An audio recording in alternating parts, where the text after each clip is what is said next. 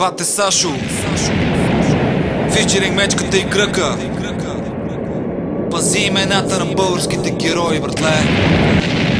Знаеш какво е така да се чувстваш в окопа?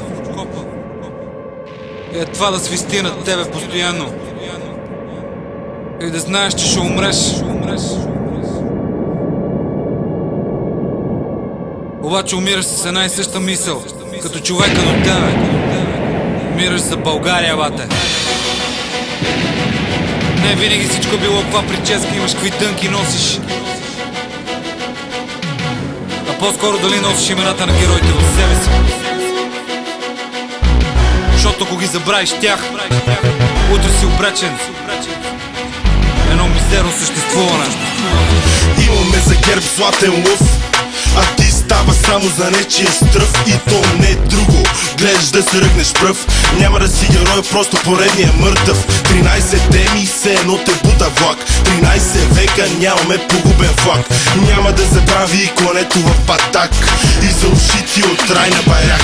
Гордей се, че си потомък на хан Крум, а не че в твоя град са жълтите павета и цум. Не губи надежда, спомни си Вазов и Ошипка и как смел българинен влиза в битка. България е страната, в която съм роден. Андерграунда в Европа, скоро член. Лесно, не сме създадени да правиме. Границите наши винаги ще браниме. Аз нося историята на един изстрадал народ. Ръста, но не старея, като в София цял живот. Иван Вазов, Христо Ботев и Левски. Явно си объркал героите с отвестници и изрезки. Едно време българския войн е бил чудовище. Днешно време военните се бият за водка търговище. Някои хора ви казват, че всичко е пара. Аз с тези думи ви казах, че България е една. Ботев, Левски, Стефан Стамболов, Захари Стоянов и Петко Петков. Помни имената на героите с гордост. Нека бъдем смели по време на подлост. Паиси Хилендарски, Кирил и Методи, за всички ханове, царе и воеводи. имената на бойците в себе си носи. Нека бъдем честни по време на лъжи. Знаеш ли какво е да умреш за каузата? 5 века да ти натискат нон-стоп паузата, но въпреки това оцеляхме и сме тук. България е много повече от Сърб и Чук. Напук на всички политици, каям истината.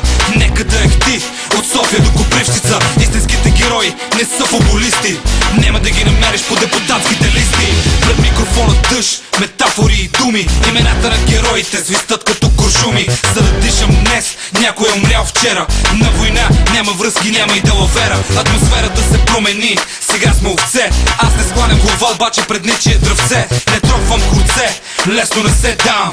Вадим сърце и затова оставам. Помнете хората, които себе си жертваха във време, в което чужди с нас мародерстваха. Няма да забравя умрелите за тази страна. Та песен е ракета, носител на техните имена. Ботев, Левски, Стефан Стамболов, Захари Стоянов и Петко Петков. Помни имената на героите с гордост. Нека бъдем смели по време на подлост. Паиси Хилендарски, Кирил и Методи, за всички ханове, царе и воеводи. имената на бойците в себе си носи. Нека бъдем честни по време на лъжи. Искам да посветя тази песен на човека, който ме е учил да обичам България. На човека, който ме разкарваше по улиците като малко момче. Посочваше ми бюстовете и ме питаше: то кой е? То кой е? То какво е направил? Он е какво е направил? То човек, дядо ми Петко Михайлов. Човек, който се е бил за България. Човек, който има късмета да оцелее. Обичам те, знам, че някой ден ще те вира. Обичайте България, обичайте дедите си. Ние няма ви забравяме, дори цял народ да ви забрави.